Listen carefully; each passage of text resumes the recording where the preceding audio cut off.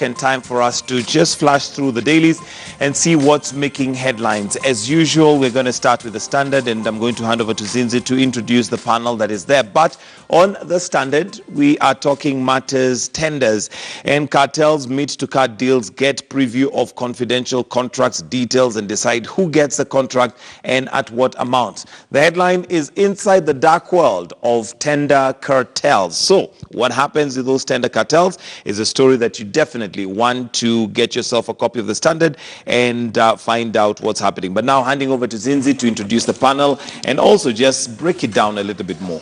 Thank you, Michael. I mean, this is an amazing piece that our sister newspaper has done, Inside the Dark World of Tender Cartels. It's on page 6 this morning of the newspaper, and it breaks down all the possible ways that looting happens. So allow me to introduce my panel this morning before we can jump straight into this. Straight closer to me, I have Bernard Wakoli. He is a political analyst. In the middle, Kipchumba Karuri. He is a lawyer. And on my far end, Honorable Fabian Muli. He's Member of Parliament for Kagundo. Gentlemen, thank you so much for your time.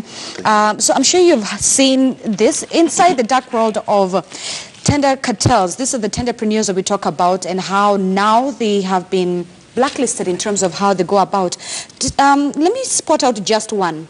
And that's the very first point, overpricing and inflation of costs in order to pocket the difference with the initial contract sum. It's not that we do not have laws, Bernard, and I'll start with you. It's not that we do not lack laws in procurement. It's that people abuse those laws, those procedures. Zinzi, thank you very much for having me here today. Kenya is a very interesting country. The more we try to make things look better, the more we move backward, 2 steps backward.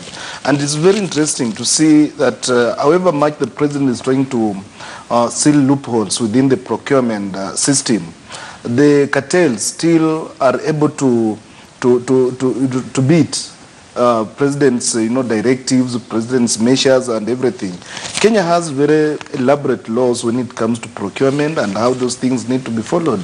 But what happens within the system, everybody wants to make a kill. And it's about who gets what and when, And when you look at what happens within the government institutions when it comes to tendering, because the procedures in case that the person who should get the tender is the lowest bidder.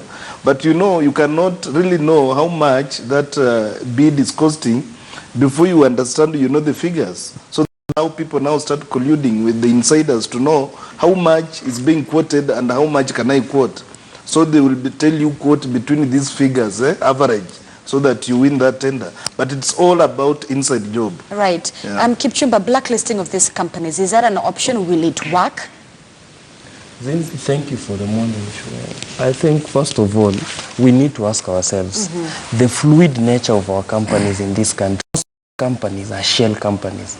If you blacklist me today as Kipchumba Company Limited, tomorrow I'll maneuver as Karori Company Limited, and we know for a fact that those are 2 different entities. The directors might be the same, but the leading philosophy in the company will be the same. So blacklisting the companies per se does not help. What we need to go down and blacklist are the individuals behind the companies. The company as just a normal entity does not do the wrongs. The wrongs are done by the people behind the company. I think we should get to an extent whereby our laws goes after the directors, as we have seen Nurdin Aji doing. We should go to that extent. Secondly, we have another problem in this country. You have seen the first county was Busia, where a company procures which is not even registered in the first place. And the problem is that we have not centralized our systems to the extent that if today I procure at Wakoli's place, he has at a click of a button, he can just know that this is a company. Why do we fear so much to avail the details of companies to the public? They should be public documents, so that if today I come to you, since I want to procure to supply you biro pens, you can just, within a touch of a button, you can know whether I exist or not.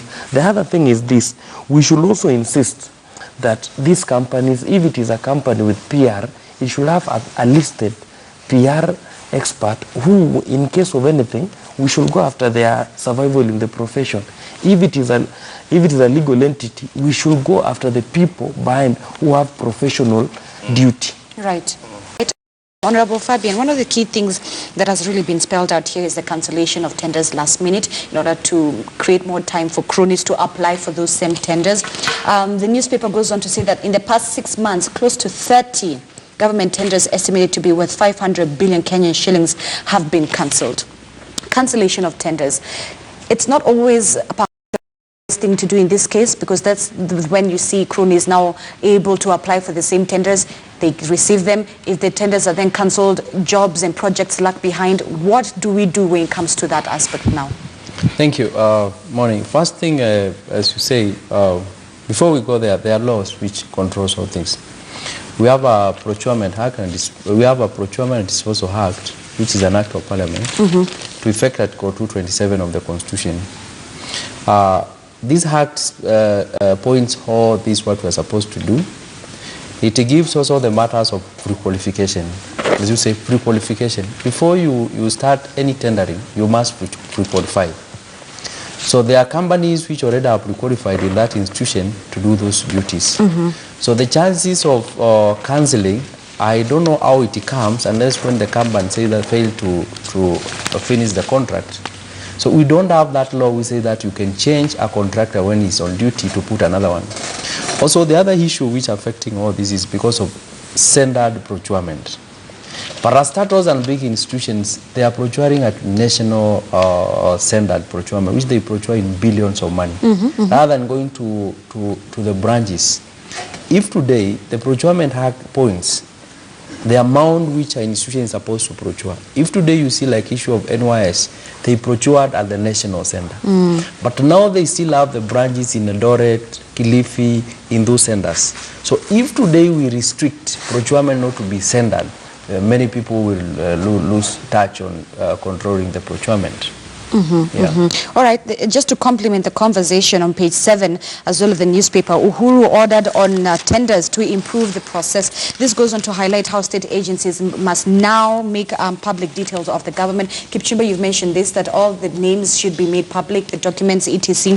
But the details are actually required by executive order of on number 2 rather of the 2018, including names of directors as well as winning bidders. That's the other issue, Kipchumba. Yes. But Zinzi, I have a problem with that order. Okay. While it is meant for the public good, there is another danger that will come with Behind it? Behind it. Look at it this way. Recently there was something about Ketraco and the Ministry of Energy in the newspapers.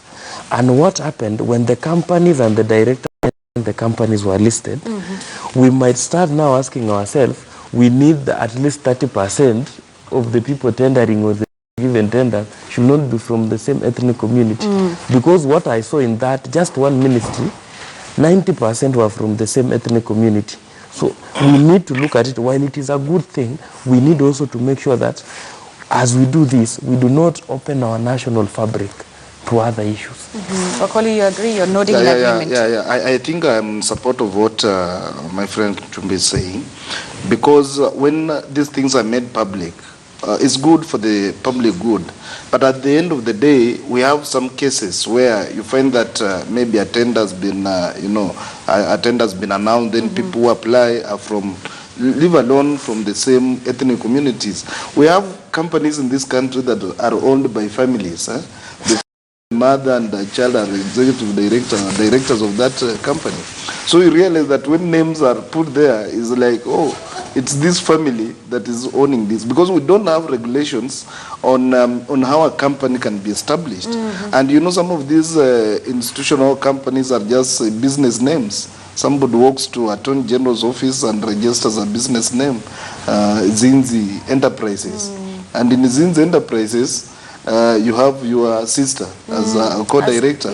So it's going to open up a Pandora's box. I think the most important thing is to have a database of companies that are procuring with the government. That's good. Then through this database, we know which company is getting what, when, and how.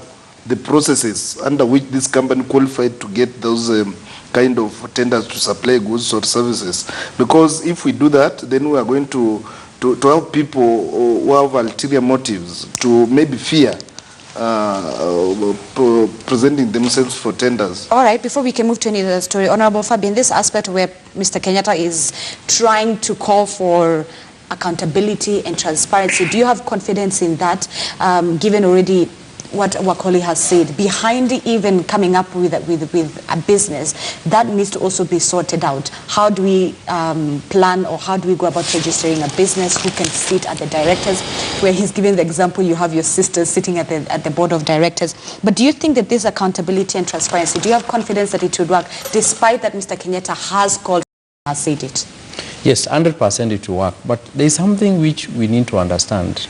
Not only the owners of the company, why do we have problem and where do we have problem? The law says that if you procure 8.5 million, you must make it public. But the challenge comes when you are procuring emergency cases. How can you procure a goods worth 100 million in emergency cases? How do you procure goods worth 200 million emergency cases? The issues of emergency cases, that's where they get the loophole of the law. So the only thing which you need to say, we need to follow the law. Because if we say today, we make everything public, it is already said that if you try 8.5 million, must be in public. If you want companies coming, you must declare the directors. Is it already in the law? So it is not that we are coming up to make laws. It is we who are not following that law. Yeah. So we just need to follow the law. And speaking of following the law, on Michael, what else has caught your eye? I can see on page 4, legislator accused of falsifying documents. Yes, there is page 4 where Sirisia lawmaker is charged with fraud of 297 million shillings, and he is before a court of law, but well, some of the things that he's standing to answer to is that apparently a company that he's associated with had an invoice worth 114 million, which has no supporting evidence of what business it was doing. And also looking at some of the accusations, he was also charged with fraudulently acquiring 297 million from the public at a cost for the cost of storing maize, which was to be supplied to the National Cereals and Produce Board. And gentlemen, the question here being, this looks like a case that more or less, by the time he's been taken to court, let me start with you, Kipchumba, as a lawyer, I would imagine that they've already gathered enough evidence to support this, claims, to a point where this is almost a closed case. But are we expecting to see any convictions here? I mean, if it was Mwananchi on the street, this is fraud, basically, which is a very serious crime. If it was a Mwananchi on the street who had committed fraud of this magnitude, would we expect that possibly by the time he's being taken to court, there's not enough evidence to convict him? Mr. Gitonga, the tragedy in this country is that we celebrate more when somebody is arrested. We do not look at the process as a means to an end. We look at it as an end in itself. That if today Gitonga is arrested, we think the law has already won. The problem is here. All this, the due process states that EACC does their investigations, they forward the file to the DPP. Whether there is sufficient evidence to surmount a good case, it is determined by the DPP. By the time we are here, it means that all these processes have been satisfied, and that the DPP in himself is satisfied that he can sustain a case. But I have a problem with how Kenyans and how we look at things. We look at corruption, the fight against corruption as a mere arrest. The fight against corruption should be looked at from how many convictions we will attain. And if recovery. Yes, the other question you ought to ask yourself is that Kenyans did not lose a prisoner from prison. That's why we are trying to regain. Kenyans lost money. What Kenyans should be interested in is the money they lost, not the person going to jail. They might go to jail while their kids are in St. Andrew's Story or one of these good schools. All right. So what is of importance to us is can the country get the value it lost?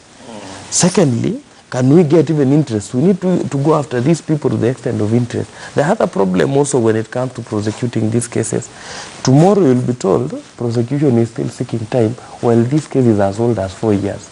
You will wonder, what are they still investigating? Are we bringing in to court a case which we are not sure what we are doing? And that leads us to issues of violation of human rights. We will end up with what we call pre-trial detention. Because I'll detain you as I do investigation. is a big mistake. All right, gentlemen, before we close off press review, I want us to take a look at the cartoon of the week. It will be coming to your screens right now. It is on the aspect of the opposition, whether it is still alive and kicking. Honorable Fabian, let me begin with you. As a lawmaker, there it is, RIP opposition.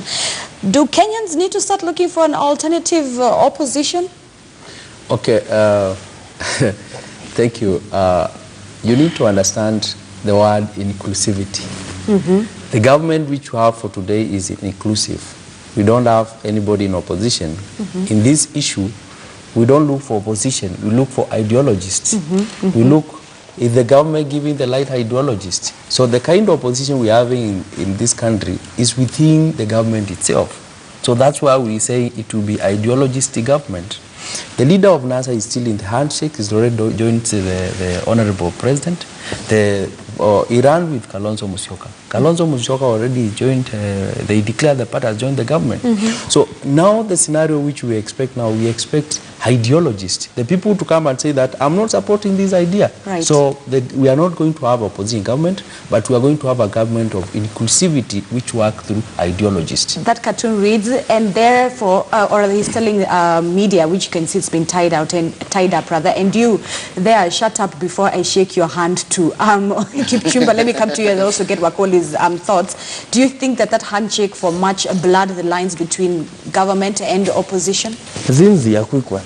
We are under, we still call it a new constitutional dispensation. In its strict sense, its design and structure does not have an opposition. It has a minority side.